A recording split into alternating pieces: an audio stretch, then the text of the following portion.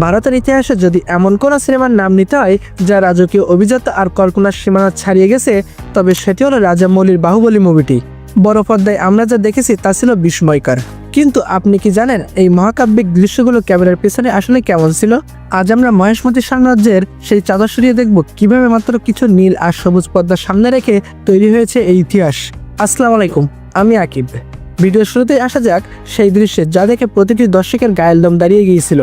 হ্যাঁ, প্রভাসের সেই বিশাল শিবলিঙ্গ কাঁধে নিয়ে জলপ্রপাতের সামনে দাঁড়ানো। কিন্তু অবাক করার মতো বিষয় হলো, প্রভাস যে পাথরটি তুলেছিলেন তা কোনো ভারী পাথর ছিল না, বরং ফাইবার আর প্লাস্টিকের তৈরি একটি হালকা মডেল ছিল।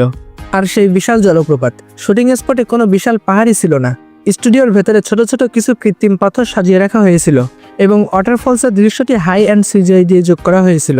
ঝর্ণার এই পানি আর পাহাড়ের দৃশ্যগুলো শুধু শিবুর জন্য নয়, তামান্না ভাটিয়া অর্থাৎ অবন্তিকার জন্যও ছিল চ্যালেঞ্জিং।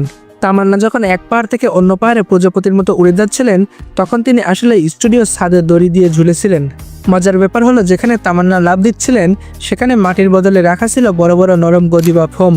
গ্রাফিক্সের জাদুতে সেই ফোমগুলো পরে হয়ে ওঠে দুর্গম পাহাড়ের খাজ।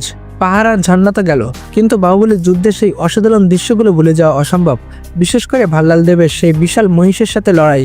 আপনি জানলে অবাক হবেন, ভাল্লাল দেবের সামনে আসলে কোনো জ্যান্ত মহিষই ছিল না। তিনি লড়াই করেছিলেন নীল কাপড় দিয়ে মোড়ানো একটি বিশাল মেটাল ফ্রেমের সাথে।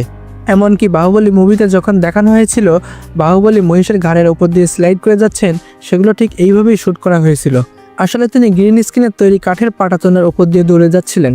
পরে ভিএফএক্স আর্টিস্টরা ফ্রেম বাই ফ্রেম কাজ করে এই মহিষগুলো অ্যাড করে দেয়। অনেকের মনে প্রশ্ন জাগতে পারে, রাজামৌলি এত সৈন্য আর এত বড় শহর কোথায় পেলেন? উত্তর হলো রামোজি ফিল্ম সিটির বিশাল সেট আর প্রযুক্তি। মহেশমতির প্রাসাদগুলো 10 থেকে 15 ফুট পর্যন্ত আসলে তৈরি করা হয়েছিল, বাকি উঁচু চূড়াগুলো তৈরি হয়েছে কম্পিউটারে। আর মুভিতে যখন আমরা হাজার হাজার সৈন্যের যুদ্ধ দেখি, তখন আসলে মাঠে ছিল 300 থেকে 400 জন মানুষ। তাদেরকে কম্পিউটারের মাধ্যমে ক্লোন করে বিশাল বাহিনীতে রূপান্তর করা হয়েছে। এবার আসা যাক দ্বিতীয় পর্বে, অর্থাৎ বাহুবলী দ্য কনক্লুশন এর সেই অবিশ্বাস্য যুদ্ধের দৃশ্যে, যেখানে অমরেন্দ্র বাহুবলী তার বুদ্ধিমত্তা দিয়ে নারকেল গাছকে ব্যবহার করেছিলেন শত্রুদের প্রাসাদে পৌঁছানোর জন্য।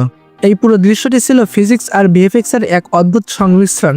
যদিও পর্দায় আমরা অনেক সৈন্যকে উঠতে দেখেছি, কিন্তু বাস্তবে স্টুডিওতে বিশাল ক্রেন আর তারের সাহায্যে এগুলো করা হয়েছিল। আর সেই আগুনের গোলাগুলো, এগুলো আসলে ছিল বড় বড় ফোমের বল, যা পরে গ্রাফিক্সের মাধ্যমে এই রূপ দেওয়া হয়।